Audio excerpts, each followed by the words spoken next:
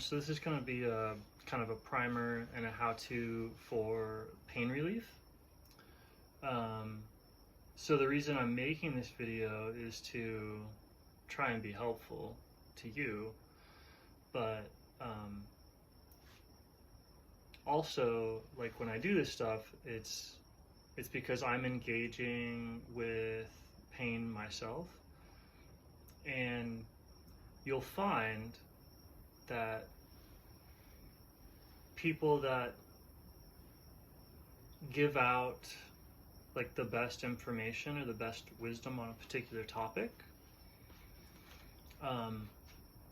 are in the worst spiritual condition for that state. And so that's why you tend to find very powerful, very insightful, very knowing spiritual teachers. It's impossible to not have serious problems, and what people see as hypocrisy. So it's almost like it's a situation of like, well, what am I even talking about? Like, oh, how do I know how to deal with pain if I'm in so much pain? And it's like a means of deflecting.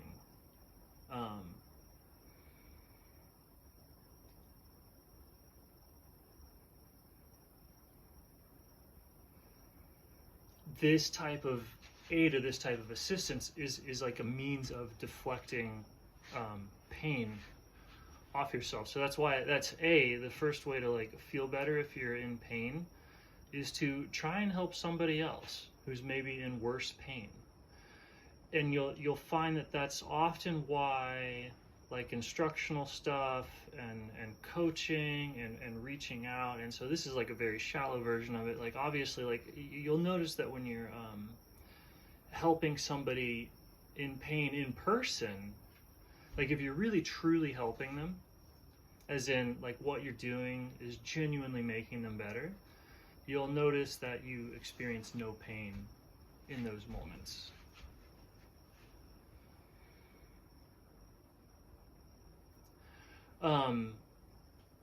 So that's just a trick. I don't know if it's a solution, but it's kind of like there's not really I don't think there's a cure for pain. I haven't seen it.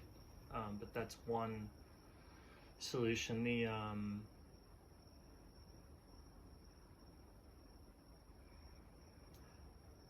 The other one is like to have like extreme discernment in where you take in information from.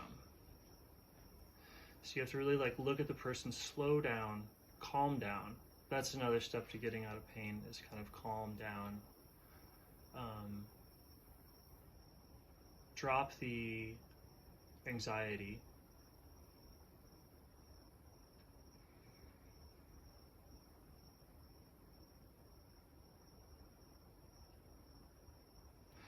And you'll find sometimes a lot of the pain is just in that level of like, right? So you can just stop for a moment.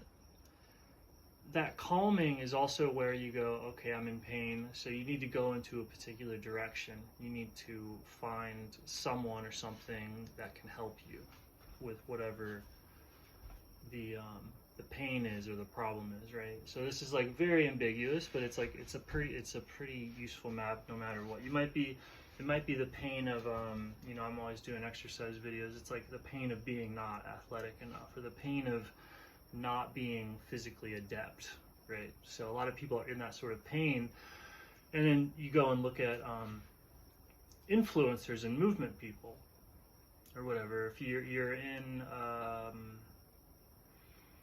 if you feel stupid, you go and you look at smart people, intelligent people,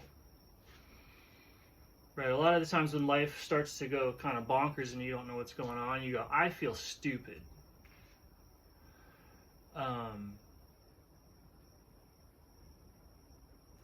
And so at that point, because otherwise you'd be able to get out of the pain, so you start to recognize that you're stupid, And then you have to go, okay, I have to go towards what? I have to look towards, I have to connect to that which makes people intelligent. So you have to realize that that exists.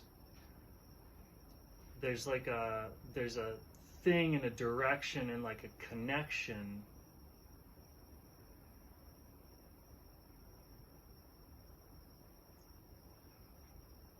with the mind, like an orientation towards truth that makes you like less stupid in terms of like you're smart enough to know who to listen to or like what directions to follow.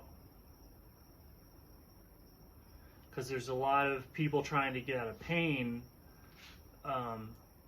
by either trying to help push or pull other people in pain, right?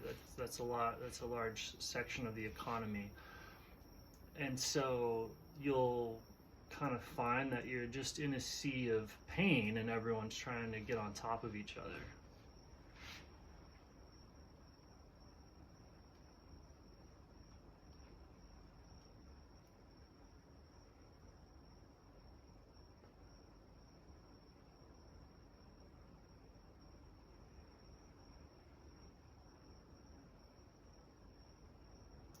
And so you have to decide who to listen to.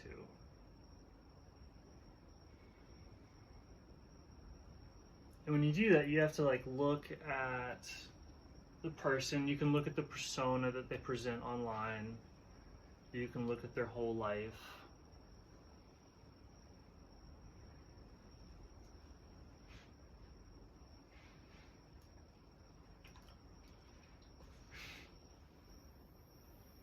And see, like, does it match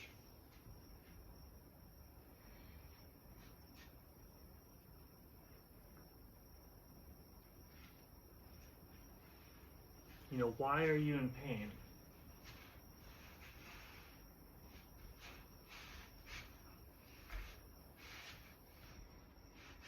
And so I guess what people start with mostly, where am I in pain?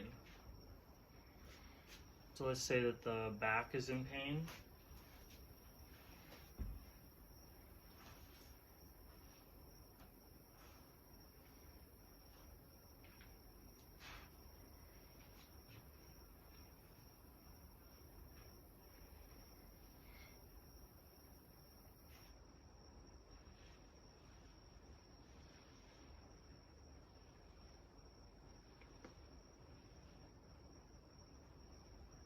And so you just kind of move around and you're literally swimming in it.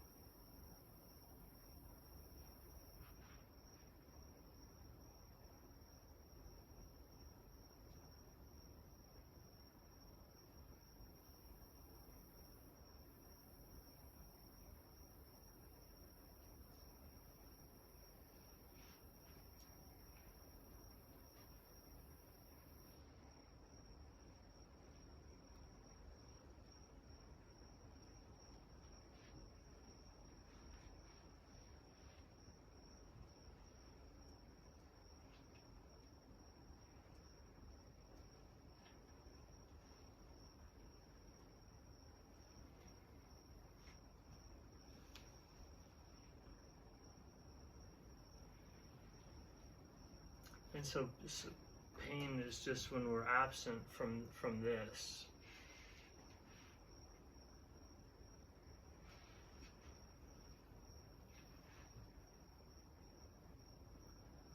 So somebody might say, well, what is this? And it's like, okay, so you can be told what to look for.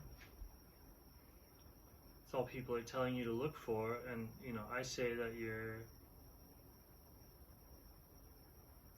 you're listening for something akin to a circulating current of water going through water that's more still. Right? There's just a bunch of things cycling in here, like fluidically, perceptually, and you can feel that, like the thickness and the fullness of your being. You know, sit there listening to the blood and the bone and the thickness and that perception. All of it's moving spatially, and so is the air that it's moving through. So it's like it's all this, it's the same density of stuff, and it's moving in a different pattern. So it's akin, what you're trying to feel is akin to a whirlpool, holding its coherence as it moves through water, and then that water supporting all sorts of different types of waves. So there's these like cyclical vortexing patterns that are happening, and it's all one medium. However this comes about, like when we look down at it, it's all about the same density, it's the same thing, it's the same medium, it's just call it perception.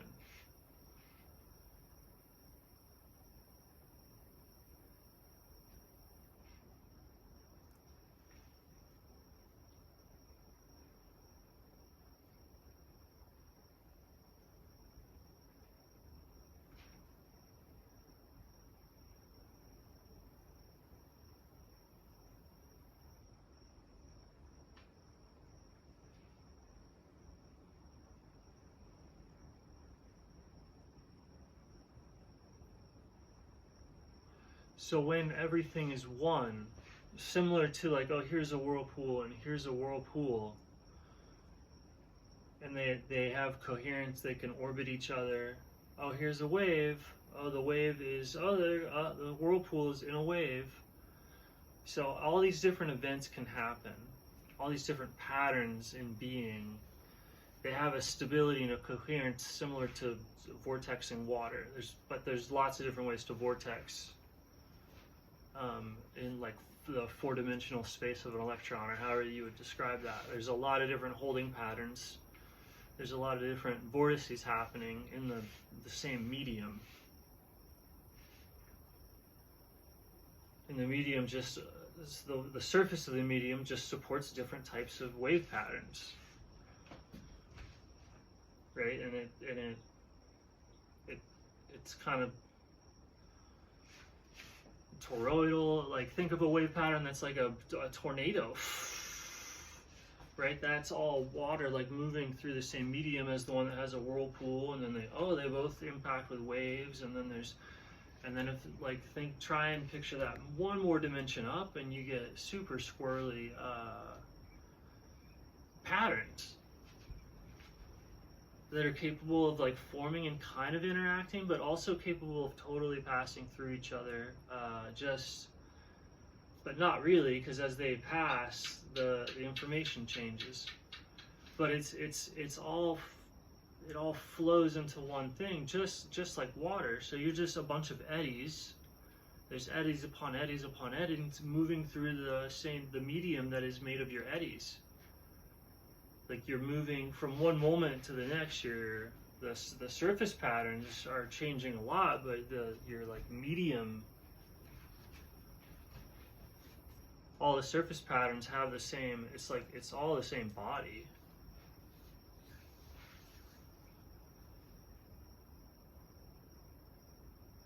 So pain is just where you don't feel that. Like if you don't feel the swirly, whirly lifeness of an area as you walk, which gives you like flow state fluidity of just, just like, which is how people naturally move, because that's what they naturally are. So just when you're divorced, when you're present with that, it's like that's a certain tier of health. And then if you're having like problems, there's like a pattern that's not happening. So you just have to feel the pattern happening, and it is happening, or you'd have some serious problems. Like right now, you're just in pain. So that just means the correct pattern is happening. You're just not like energizing it enough, so there's pain. So it's like the first step to getting out of pain is realizing that the pain is awesome, because if you're not in pain, you've checked out, like terminally. And so that's another thing. So the first danger of spiritual teachers is that they're all hypocrites, because you don't have insight unless you're like in the thick of it, and like not paying attention to yourself. Like you're reflecting yourself off into a thing, so that actually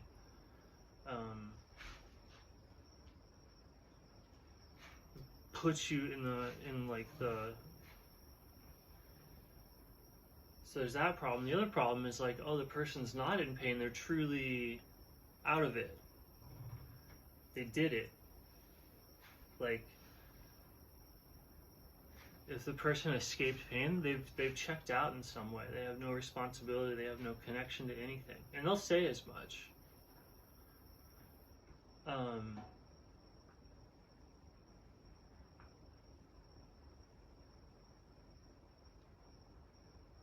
In that detachment from the human condition, to where you're truly liberated from the rest of us, that's, if you're going to evaluate anything, that would be just as bad as the ultimate hypocrite.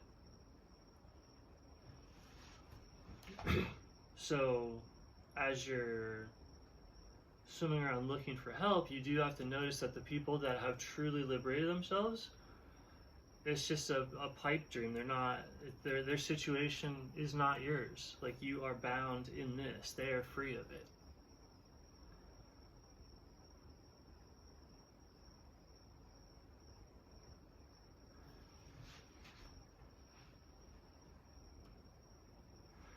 So the only option is just true surrender at that point, like real true surrender. And I guess you could have a conversation if you really don't know where you're bullshitting, but we probably all do. So if you're not there, like those people are kind of like in the end worthless, just like the hypocritical people are in the end worthless, because they don't really know what they're doing.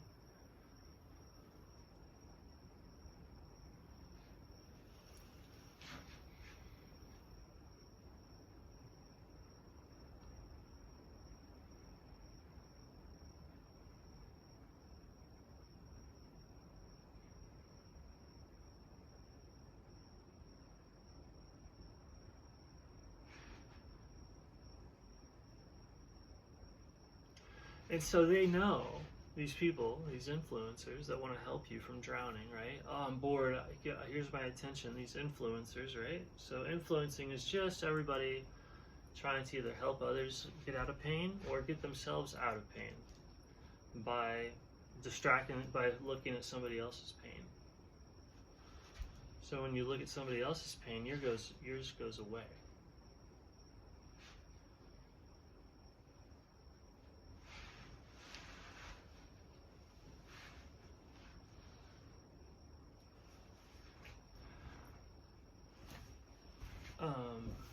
But like, let's say that you're, this whatever area, pick an area. Like my area is like my head.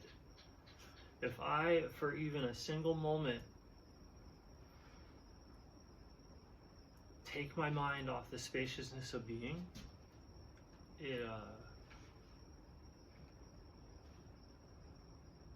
it's the most excruciating thing ever.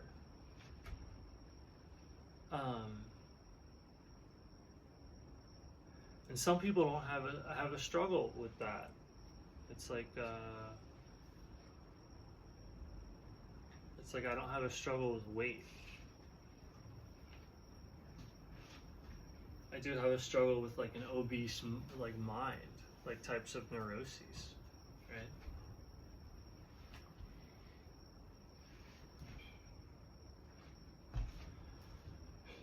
Like an unwillingness to be here. So it's just some form of self-hate.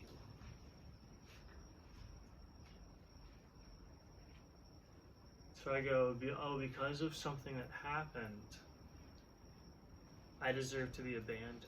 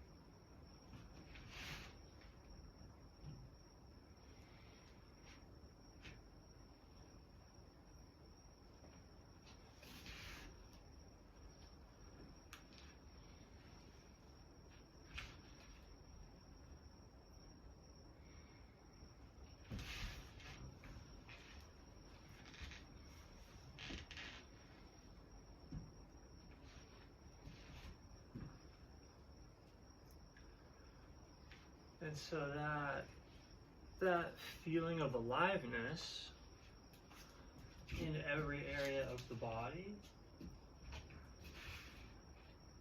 is being with this moment.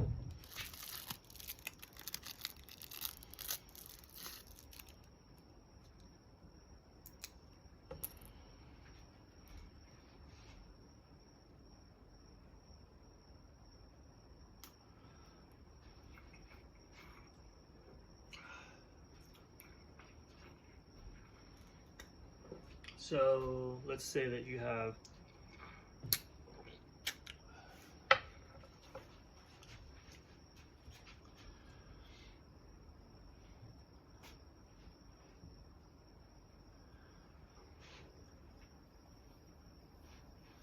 a good way to, like, if you don't have any pain,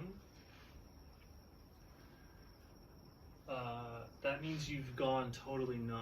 And this happens when people's lives get to be like too cush, or they just give up all responsibility. That's why to really deal with your pain long term, you have to, like, if you don't have any pain, you have to help people so much that it hurts. If your life is cush,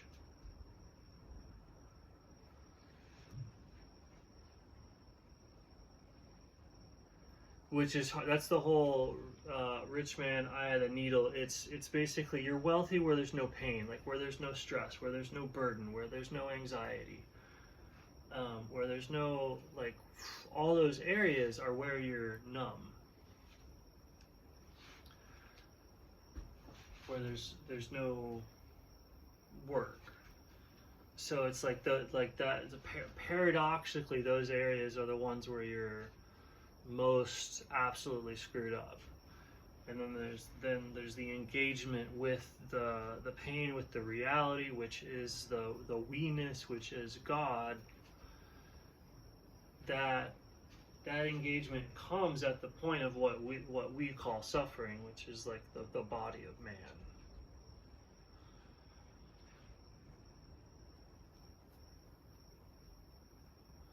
Some would call the Christ.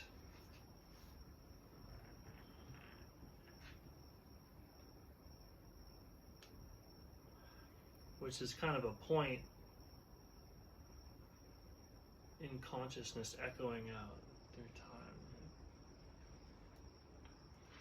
But there's a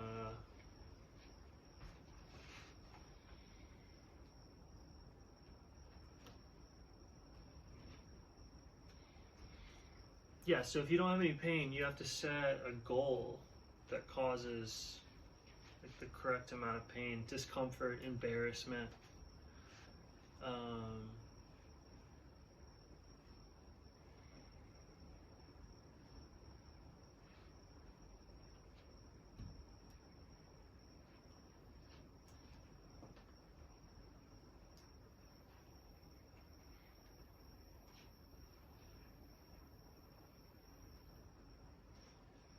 Just whatever you can do to generate that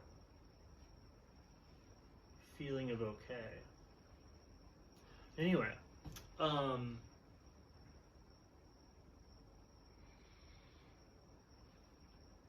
yeah, so in a physical sense, it's just right there. In the nature of the heart, I don't know.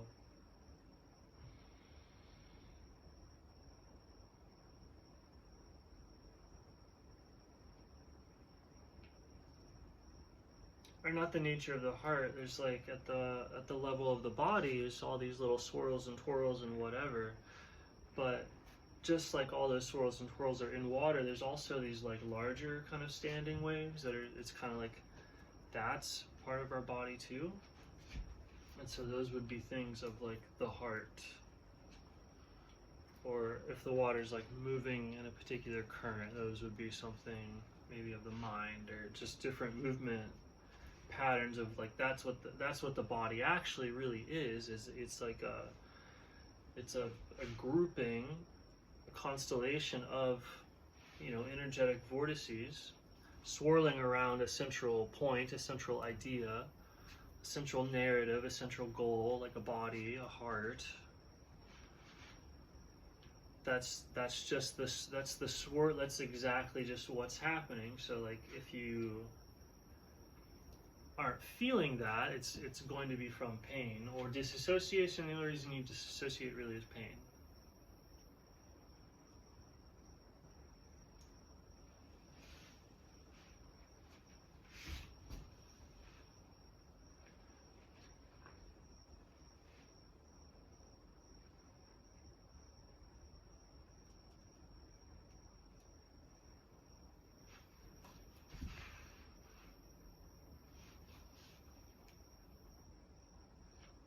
And so the way that you like evaluate somebody is that they have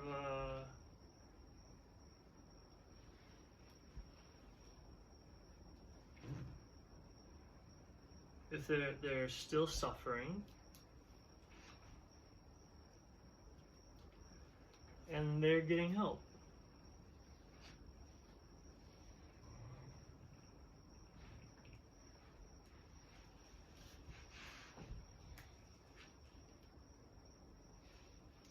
Then that avoids the either like hypocrisy of you're there too or the detached whatever. It's like, okay, where's the help?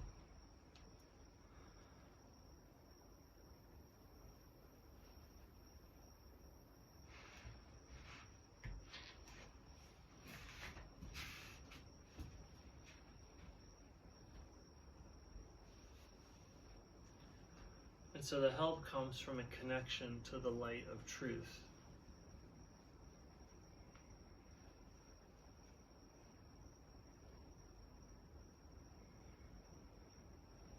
And then that's what enables you to get out of pain. Which is really, it's just a form of mindfulness.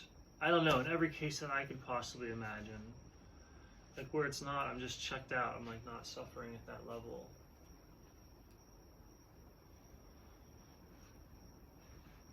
I don't see my aging as a problem yet, or any chronic diseases that are assuredly going to kill me in the future yet. So that's the other thing is like you look at the person's like age, because the older you get, the more like uncontrollable sufferings you have, just in the terms of the catastrophes of life. So you're just very much in the thick of the reality. So those people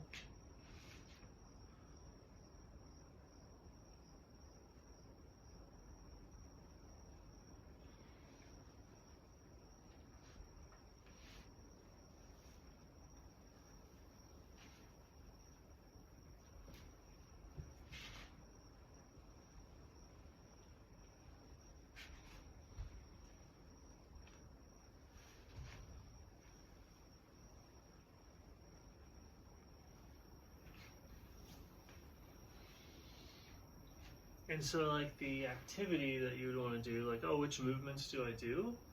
Like what you're doing is trying to like vitalize your awareness, like the density of your body. So you have to do whatever activity gets you like most excited.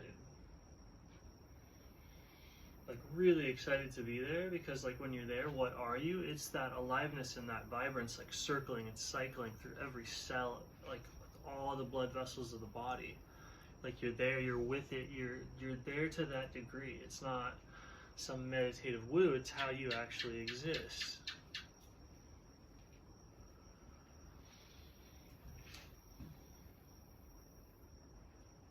That's what makes the pain go away.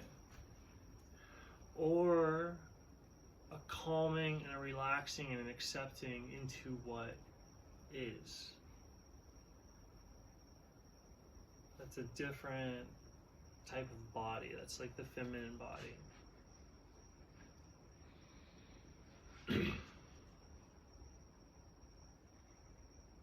The feminine body is the passiveness and the receptivity of water.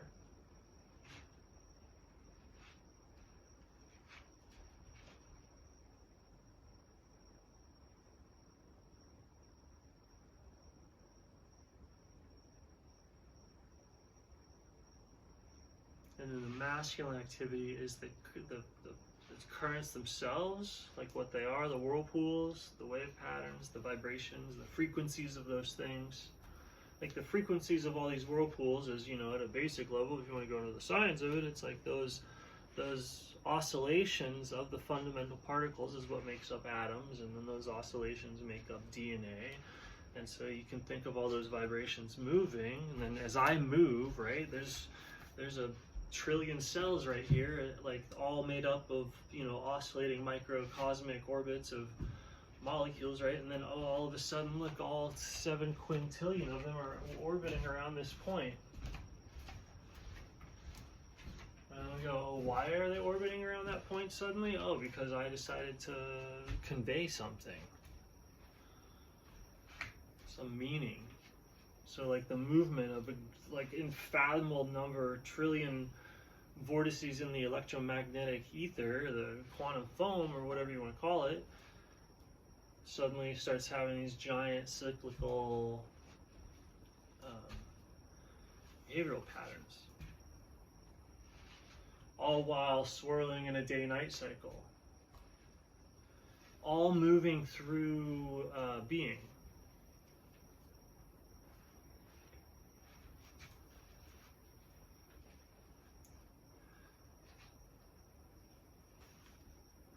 So these types of external movements, they don't matter, right? This, like in terms of health and fitness, this does not matter at all. It's what happens inside of that.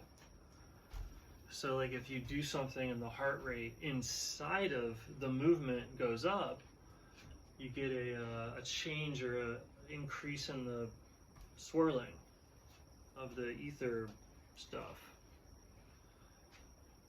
which some people just call the blood circulating.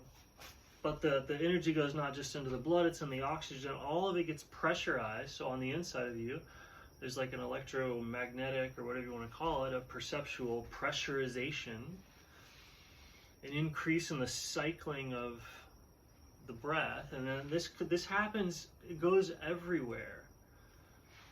And that everywhereness is the source and the sustenance of the perception.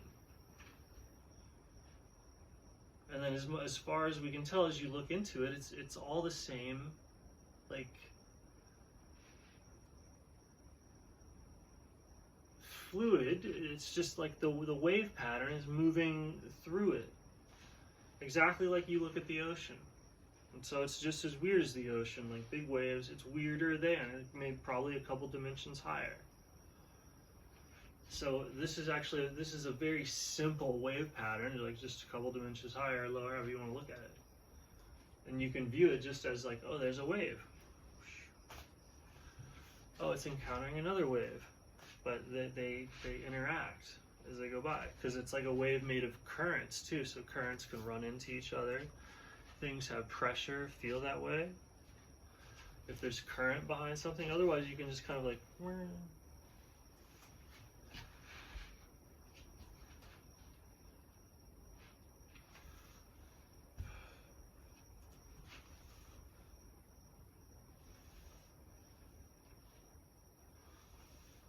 so you have to be doing something that's like genuinely like really exciting, or gets you really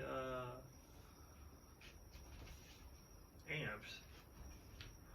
And then those movements are going to work. The more you get amped for the movement, so doing stuff that scares you obviously gives you like a tremendous spike deep down that you cannot get on your own. So like facing fears and doing stuff like that supercharges the metabolism in a way that you just can't get on your own. So there's these, fitness is about what can you do to like organize or increase the vitality of the inner motion, the inner life force. So stuff like fear, exhilaration, whatever, that's the only place to get vitality. So once people realize this, they start to feed on that vitality. You can get this vitality from drugs. Drugs give you a certain type of vitality. That's why people like doing them.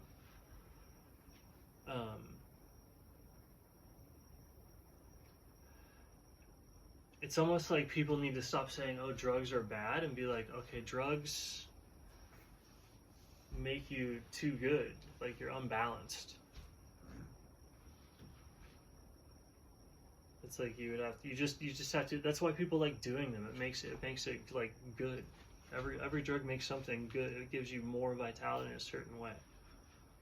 So you can look at that the same way that you can, anything that gives you that boost is potentially addictive like a drug. So anything that gives you fear, anything that gives you exhilaration, anything that gives you excitement, all of these things give that boost, and that boost is tremendous. Like the one that you get, like if you think a cop's about to pull you over, that like boop, boop, boop, boop, boop, like that sort of thing. The crazier the thing that you're doing that gets the heart rate up, boop, boop, boop, boop, boop, that's way closer to any sort of vitality than anything that you can do externally.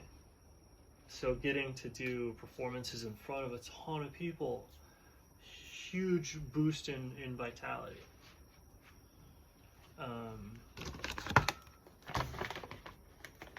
So those things, like making moments meaningful,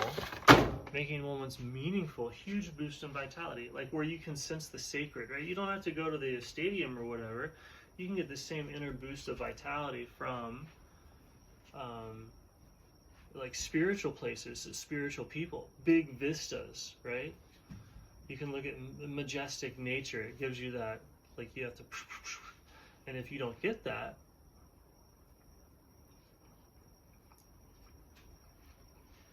like me, you become old and numb, and there's a lot of suffering there, which is a lot of opportunity to learn how to swim in it.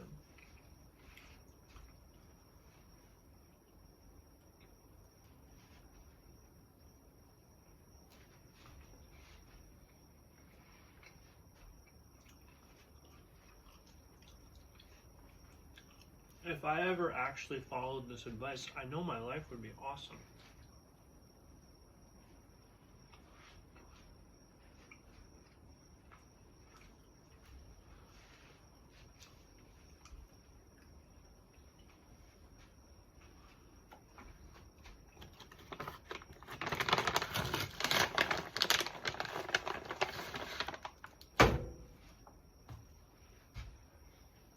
And so that impulse, that exhilaration, that fear is also like the impulse or the emotion that you have to actually apply to have any influence or impact or direction in life. An event has to happen, and you have to be able to apply that exhilaration to it in order to like swim it at different levels.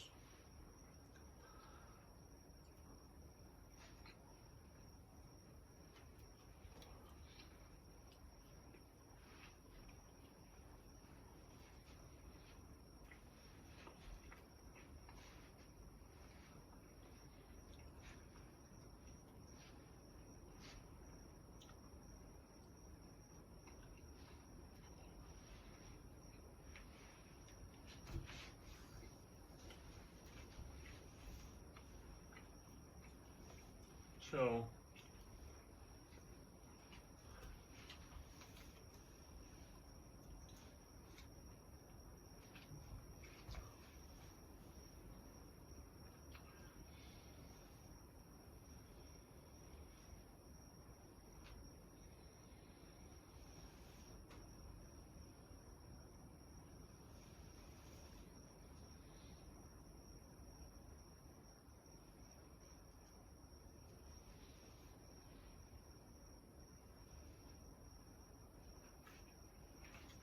I don't really have any physical pain, but I do have a desire to be better.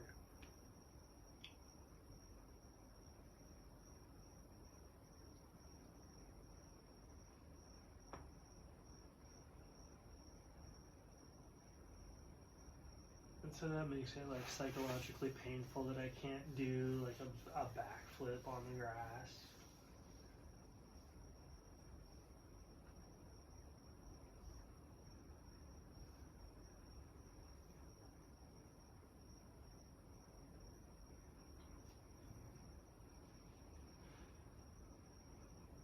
Or like a handstand very well or anything.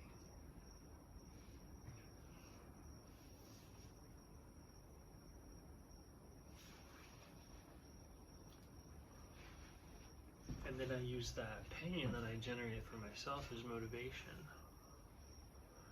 Like my ideal.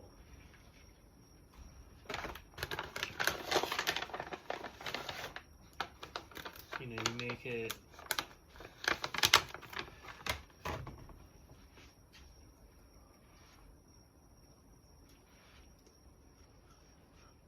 if you want to learn how to swim, you have to you have to be choosing to be in pain.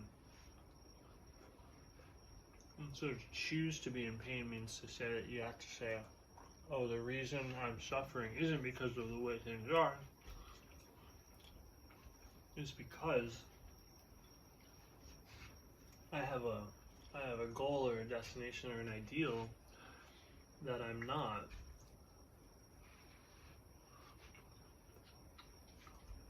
That brings me pain, and then that pain provides the connection to reality and the motive force to move through reality, to do anything. To actually be there to swim and to push off stuff, to have any effect, you have to be in pain. To have any control, to like not be either disassociated or powerless, like a hypocrite's obviously just powerless.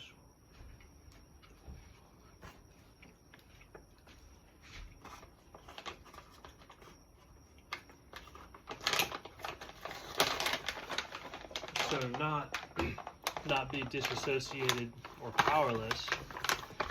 You have to be conscious, so you don't choose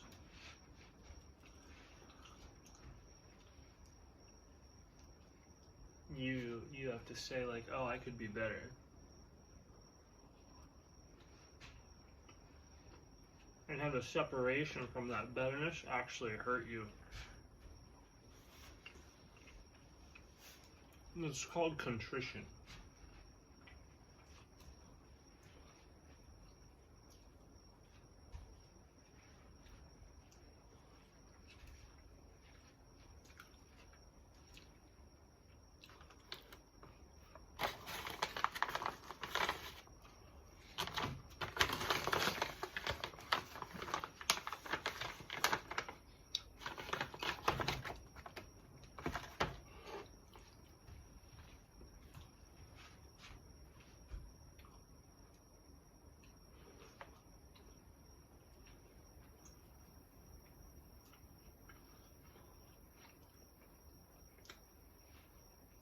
So let's say you have like, I don't know, shoulder pain.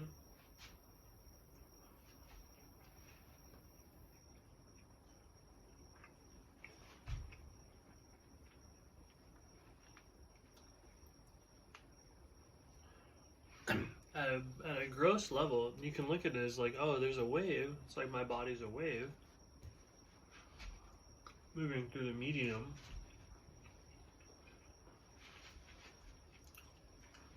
So I just want to feel how the shoulder plugs into all that.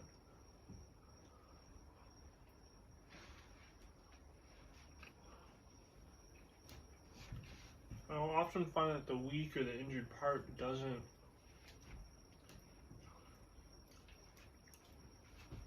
play into the fluidic surface of my exertion or my body, the kinetic chain. It's just not there that much, so I just try and like you have to like OCD like want it to get better, like an athlete training. Like you have to be kind of crazy to make any sort of progress, like legit crazy, or just extremely externally motivated.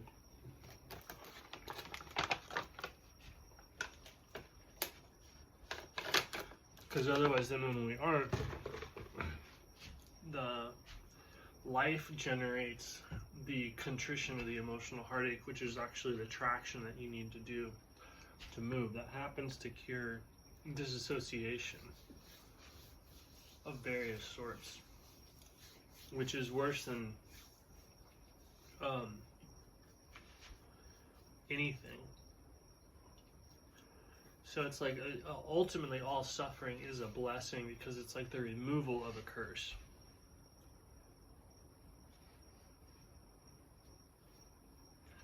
And I don't know if I'll ever be able to swallow that pill.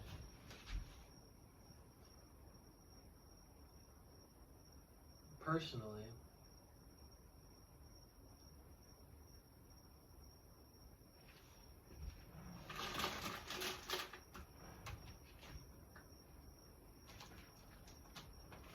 That's, how do you say it?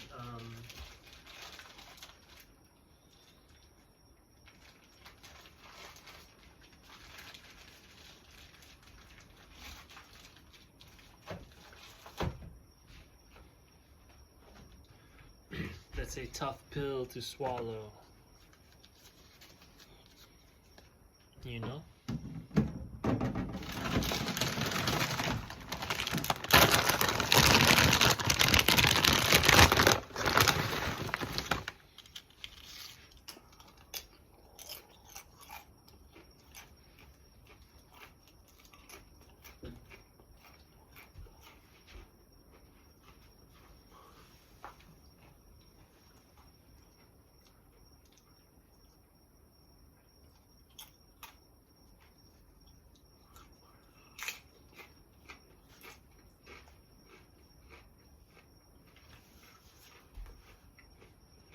Fasting.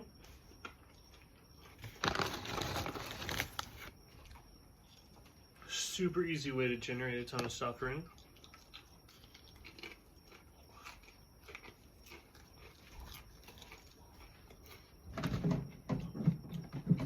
And I know all about this because of techniques that I just can't even share in public ever.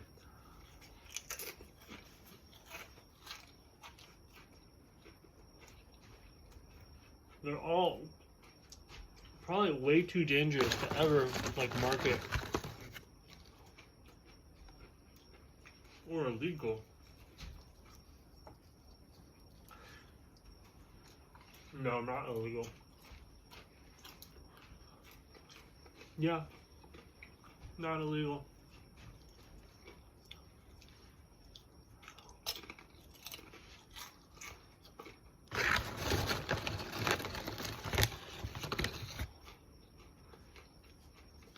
I figured out how to cause tremendous intellectual exhilaration using nothing but a PVC hose and a pool.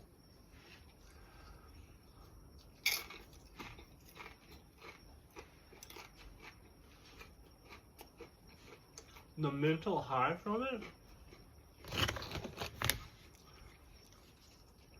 was deeper than any drug or technique known to man. Like, just literally deeper, because no other drugs or techniques are done underwater like that. Where you're still breathing the same air as everybody else. You're not some special scuba diver with, like, you know, air pressurized with some advanced technology. And you're not a free diver that's not breathing. That's not fair, not sustainable.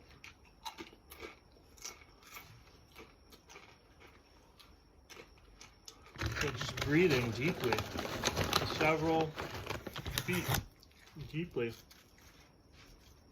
but still the same as everybody else.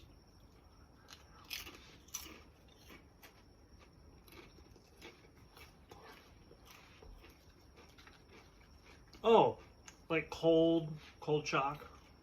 The cold hot.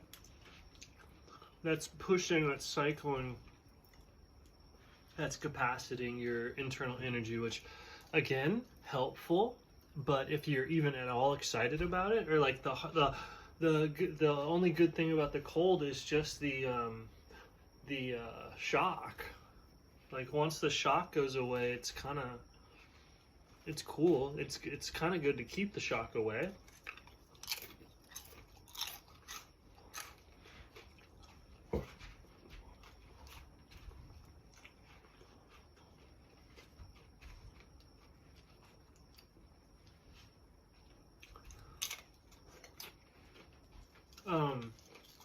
Eros, passion, sexuality, sensuality is the way that people kind of get their energy going.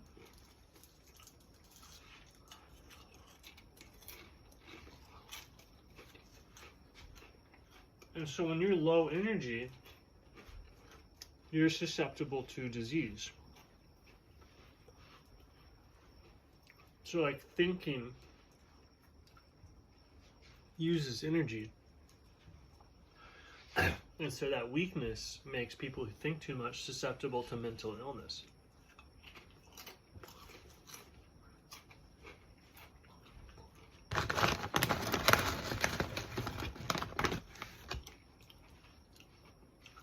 The same as an overtrained athlete is susceptible to getting colds.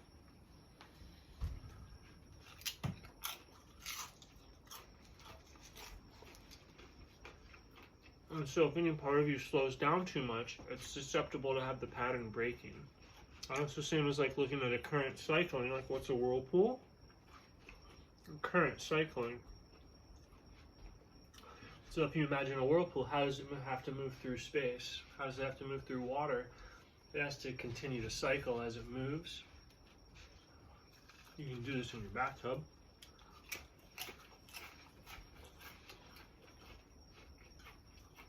So if something gets too slow, the metabolism, they call it, it's prone to being interfered with. So that interference could be like a football tackle or a cold or whatever, but the pattern breaks, the current's stopped. So practices that keep the current strong, like, tend to vitalize you.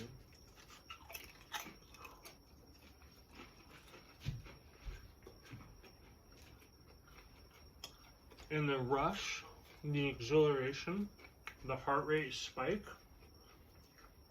is really the only true sign or indicator of if an activity is like truly good for you.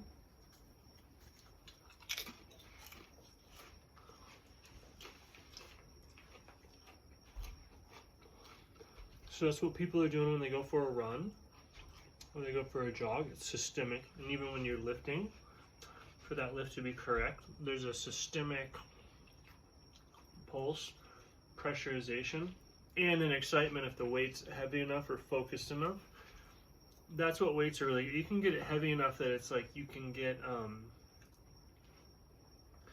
enough focus just with like it almost forces you to. If you move, if you pick up like 45 pounds, like you have to focus. So where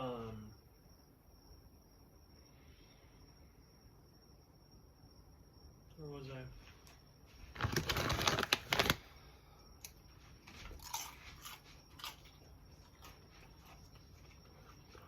So something has to be supercharged. Relief? Is it charging? Inspiration? Having like your mind blown? Is charging?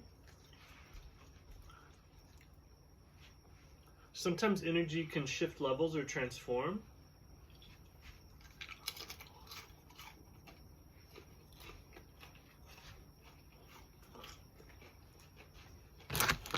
Like this cheese I'm breaking fast with.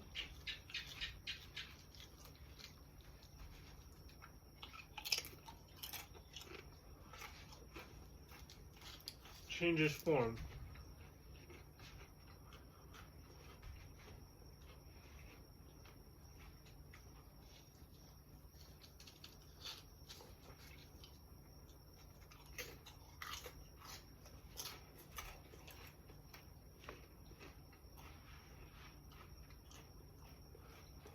So things that exhilarate that area, that's going to be like chi healing, because you're exhilarating the area. That's why that can be so powerful. The Western medicine strength is to make sure that the parts are aligned so that the chi current can reestablish itself. The surgery or even altering the situation with drugs to get things coupled again, mentally or physically.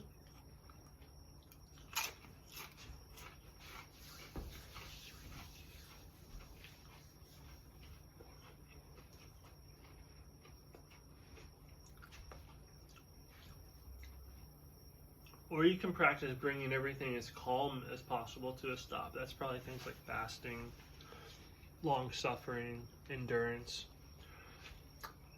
So you'll find that the true spiritual practices are like opposite of like what the popular spiritual practices are, which is like amping up the current as much as possible versus quieting everything down as much as possible. Like opposite activities. And dare say one could be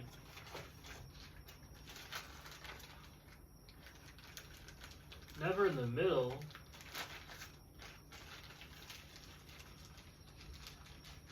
You know, if they're free from it, and they don't suffer the consequences of these things anymore because they've transcended it. That's why they're doing it.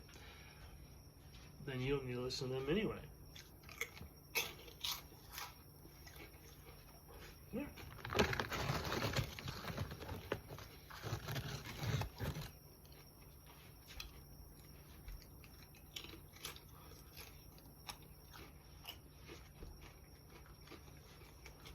So that's how to get out of pain.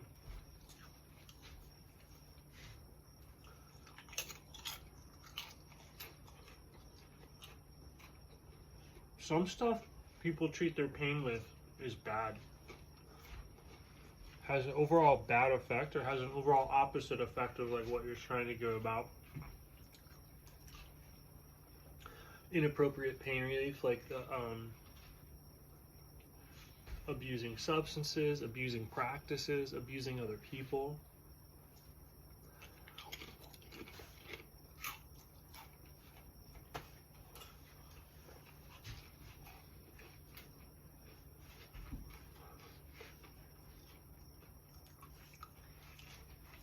Abuse is just deflected pain.